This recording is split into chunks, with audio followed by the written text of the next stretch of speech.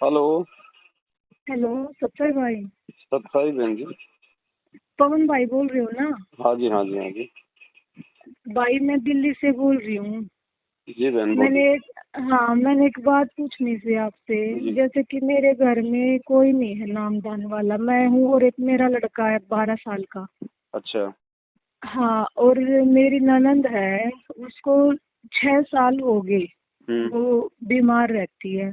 हम्म। तो अब मैं उसको अपने पास ले आई हूँ इनसे बोल करके कि भाई मैं खा ये गुरु जी की शरण में आओगी तो ये ठीक हो जाओगी, और हम्म। भाई भगवान का नाम मिलेगा इसमें। हम्म।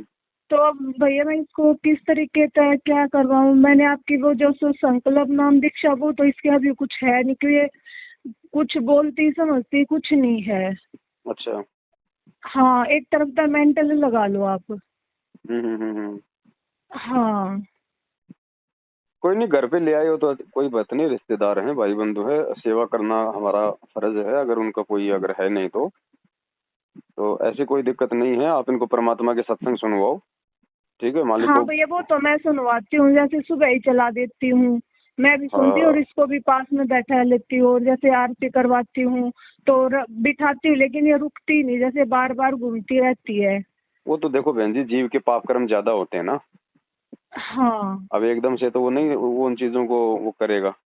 बाकी कोई दिक्कत नहीं है। वो वही जो कानों में परमात्मा के शब्द जाएंगे वो तो असर होगा है ना। हाँ भैया, वो तो मैं सुनाती हूँ इसको, जैसे अभी मैं सत्संग ही लगा रही थी, फिर मेरे को मखा एक बार मैं आपसे बात कर लूँ। मखा हाँ, भैया अगर कोई अलग कोई बात हो तो भाई, जैसे इसको मैं करवा दंडवत भी करवाती, लेकिन अच्छे से नहीं करती। कोई बात नहीं। वो तो बहन जी अनुपदेशी है, कोई भगत तो है ही नहीं। हाँ भैया, जैसे मैं भोग लगाती हूँ वो भोग तो इसको दे सकती हूँ ना? हाँ हाँ, बिल्कुल दो। हाँ, दे ये सकते हैं पूछना बहन था जी। भैया। कोई दिक्कत नहीं है। बाकी वो मालिक के सत्संग सुनेगी, भगत के घर में रहेगी, उसका बहुत ज्यादा फायदा मिलता है।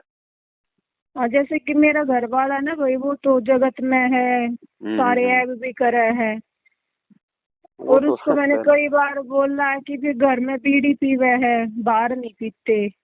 जैसे फिर मैंने अपना दरबार अलग एक साइड रूम में बना लिया, अब नहीं, पहले बीच में था मंदिर, जी वो जी। हटाकर साइड एक कमरे में बना लिया कि भाई कुछ तो बू अलग रहेगी। कोई बात नहीं बहन जी, आपको परमात्मा मिला है, भक्ति आपको मिली है, तो मर्यादा भी आपके लिए है। बाकी वही बात है, कबीरा तेरी झोपड़ी गलकटियों के पास, जो करेगा सो भरेगा, तू क्यों भैया उदास। पति अपनी करने जाएगा, आप अपनी करने जाओगी। हमने इस बात समझ में आ गई तो हमने परमात्मा की मर्यादा में रह के भक्ति करनी है। दूसरों को समझाना हमारा फर्ज है। अब वो मानता है तो ठीक है, नहीं मानता तो उसके अपने संस्कार हैं। हमें कोई टेंशन नहीं होनी चाहिए बहन जी। हाँ भाई, और कई बार तो ना ऐसे जैसे सत्संग सुन रहे हैं, इतना रोना आता है बहुत ज्यादा। ये तो बहुत अच्छी और बात बताई परमात्मा ने। कई बार भक्ति में ऐसा मन घूमता रहता है कि मन ही नहीं लगता। काल प्रेरणा है ना बहन जी। वो तो देखो, मन रूप में गुरु जी ने कहा ना कि मन रूप में काल तुम्हारे साथ है, और काल का सबसे बड़ा दुश्मन ये परमात्मा है।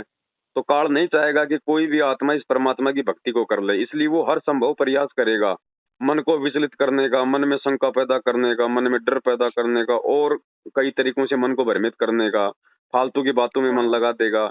लेकिन गुरुजी ने इसका तरीका बताया कि ना चाहते हुए भी अगर मन नहीं लग रहा है सुमरण में, सत्संग में, तो ना चाहते हुए भी एक बार बैठ जाओ, और 2 4 5 10 मिनट जब तुम सत्संग सुनोगे, परमात्मा के मंत्र हाँ। करोगे, धीरे धीरे फिर मन लगने लग जाएगा।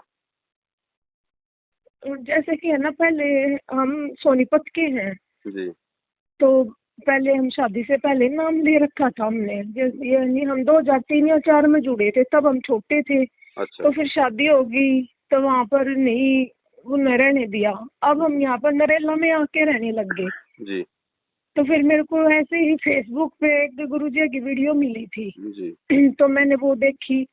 फिर उसके बाद ऐसा मन में हुआ कि मैं देखती रही, दिन रात मैं लगी रहती। हम्म। फिर मेरे घर में कुछ इश्यू हो गए थे, मेरे लड़के का पैर टूट गया था, हम्म। और मेरे हस्बैंड जेल में चले गए थे। हम्म। तो मेरे को सपने में गुरुजी आए। हम्म। यहाँ पर हम नरेला में रहते हैं, जी। तो जैसे कि ऊपर गिरने से आ रहे हैं और मैं बैठी हूँ। हम्म। तो गुरुजी बोले, बस बेटा फेरी डांडा मेरा तो बढ़ गई। हम्म। तो मैं कहा मालिक क्या करूँ? सब ऐसे हो रहा है, शराब पी हुए अब तो वो जेल में भी चले गए। क्या वो मालिक, तो गुरु जी बोले बेटा कुछ नहीं है, सब ठीक हो जाएगा, तू अपनी भक्ति कर। जब तक मैंने आपकी वीडियो नहीं मिली तो फिर मैंने अपने पति से बोला, फिर वो अगले जैसे गुरु जी ने मेरे को बोला ना कि बेटा कुछ नहीं है, वो आ जाएंगे, तो अगले दिन ही उनकी जमानत हो गई थी। तो फिर वो है, मैंने उनको बताया ये सब उनको, वो जब करोथा कांड हुआ था ना, उनका पता चलने के बाद वो क्यों, ज्ञान तो इनको है नहीं, तो चिढ़ गए इस चीज से, कैसा करें वैसा करें। मैं कहा हम वहाँ पर खुद जाते थे, हमें तो पता है ना, जब इतना गलत काम है वो तो हमने छोड़ दो, मत रखो, हम तो उसी आश्रम में जा रहे हैं जहाँ पर गलत काम हो रहे हैं। मगर तेने लेना है नहीं लेना तो मत ले, मैं तो लूंगी, मैंने घर में रख या मत रख। फिर उन तो बोल बाल कर, तो उन्होंने बोला मैं नहीं लूंगा, तो लेना तो ले ले। फिर हमने बात करी, तो फिर सोनीपत से लिया था हमने, वो रणवीर भगत नहीं है, और तब भी गुरु जी ने इतनी दया बख्शी। मेरे मन में ऐसा था कि मैं ना वहाँ पर कुछ पैसे दान करके आऊंगी, मगर बहुत बारी भगवान मिला है। उस टाइम पर तो हम इस तरीके से जुड़े थे कि भाई माँ बाप जुड़ रहे हैं, हम भी जुड़ गए, लेकिन अब भगवान ने ज्ञान तो जोड़ा है, अब पता चला भगवान कौन है, गुरु क्या है।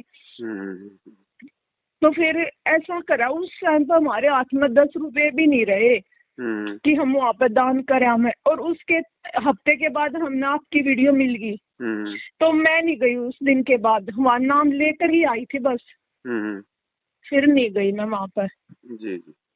हाँ, और फिर एक बार जैसा हुआ मेरे साथ ही कि जैसे मैं सो रही थी, तो ऐसे सुबह मैं ऐसे काम करके सत्संग सुनने लग जाती थी अपने फोन में। जैसे सत्संग मीराबाई का सत्संग सुन रही थी, तो सुनते सुनते मेरी आंख लग गई। तो जैसे कि मैं कहीं एक गली के ऊपर खड़ी हूँ कोने पे, और मेरे को लग रहा है कि गुरुजी आ रहे हैं, और मेरे दिल में ऐसा चल रहा है जैसे कि मैं गुरुजी आएंगे तो मैं दंडवत करूंगी। मगर बोलते हैं साधु भूखा भाव का और धन का भूखा ना, तो ऐसे हो रहा है मेरे मन में। और गुरुजी मेरे से एक कदम आगे निकल गए, और फिर मैं अपने मन में तो मैं ये सोच रही, और मैंने गुरुजी को दंडवत भी नहीं करा। फिर एकदम ऐसे मैं लेट तो मैंने दंडवत करा और गुरुजी के पैर पकड़ लिए। तो गुरुजी बोले ठीक है बेटा, चलो ठीक है। तो गुरुजी निकलने लगे मेरे से आगे। फिर मैं गुरुजी के पैर पकड़ कर बहुत रोई कि मालिक अब की बार मत छोड़ कर जाइए, बंदी छोड़, अब की बार तो यहाँ से ले चलो हमें। तो गुरुजी सुनते रहे, मैं रोती रही। तो गुरुजी मेरे से एक कदम आगे निकल गए, तो मैं रोई गई। तो गुरुजी ने मेरा ऐसे हाथ खींचा और गले से लगाया और बोला बेटे कुछ नहीं, अब की बात नहीं छोड़ूंगा यहाँ पर।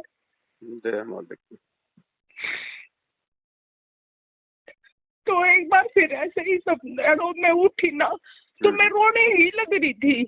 मालिक ने ये भी नहीं हो करा कि भाई एक सपना है। तो मैं उठी, तो मैं तब भी इतनी रो रही थी ज्यादा। और एक बार जैसे कि मैं और मेरा लड़का कहीं पे है, जैसे दिखाई तो दे रहा है ऐसे जैसे कोई गुरुद्वारा है, और मैं और वो खड़े हैं वहाँ पर।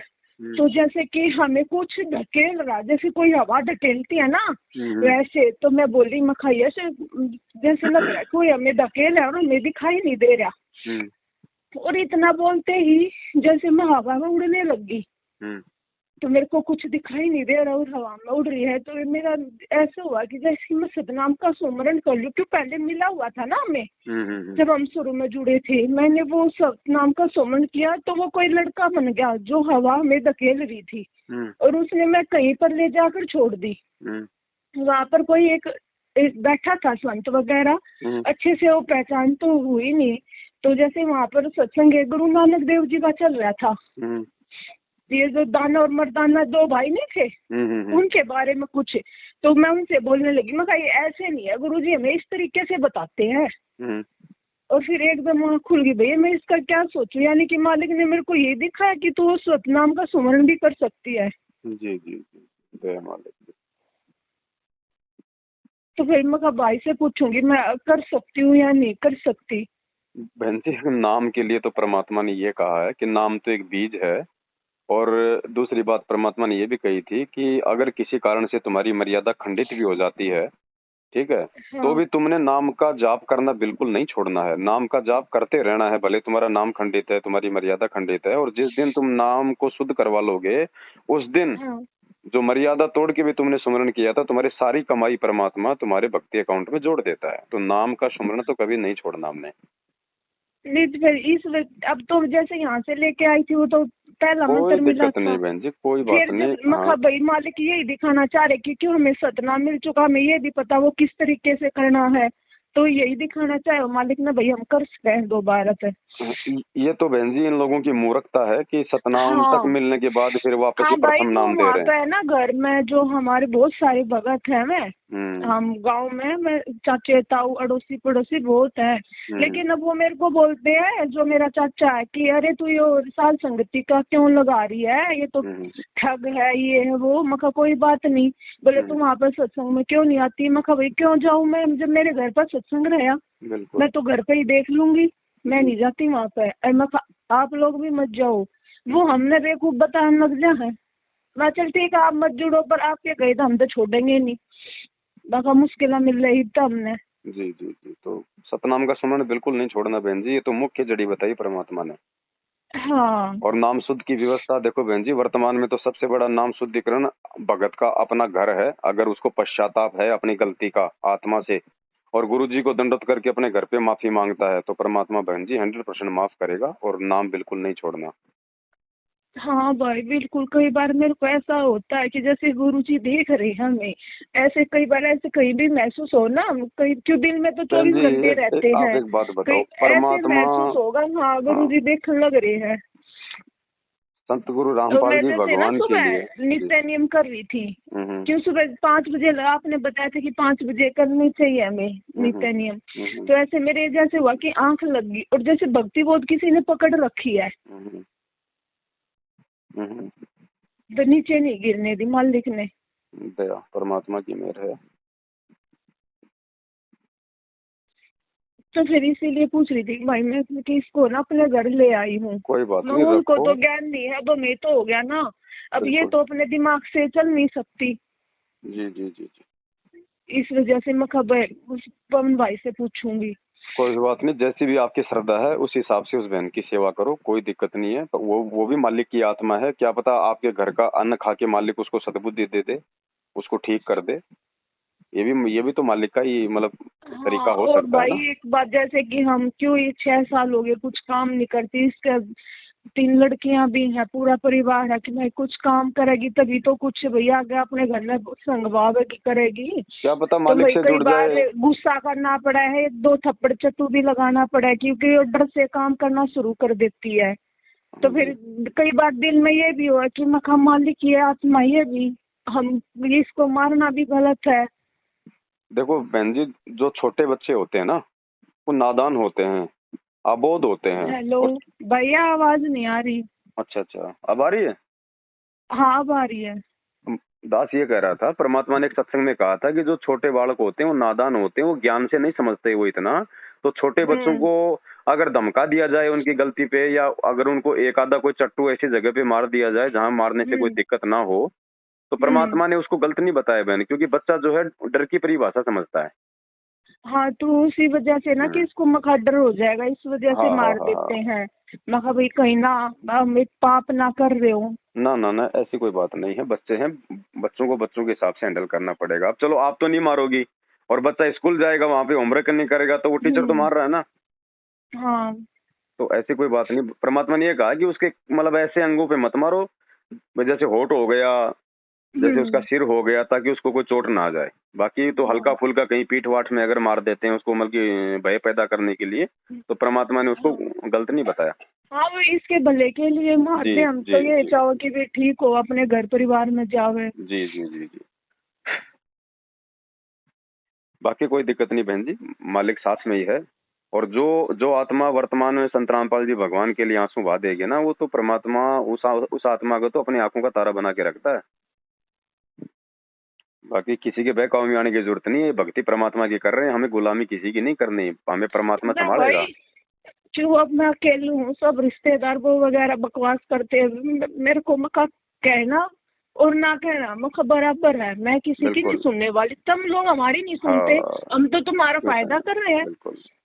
ये तो पिछली नहीं पीढ़ी तो में। मैं जैसे कि एक मेरी जो बुआ है ना, उसको कैंसर है, मैं सुनो, और नहीं ठीक हो तो मेरे को बताइयो, जो बिल्कुल। बताओ, मेरा वो गुरु भगवान है क्या है। जी जी मैं तो अपने बीमारी को भी नहीं ठीक करना चाहते, इस दुश्मनाई तक हमें इसका नाम नहीं लेना, तो तुम हमारे क्या हो गए, तुम अपने शरीर से दुश्मनाई लगा रहे। ये द्वेष हो जाता है ना बहन जी, काल यही तो करता है ना, राग द्वेष इसी को कहते हैं।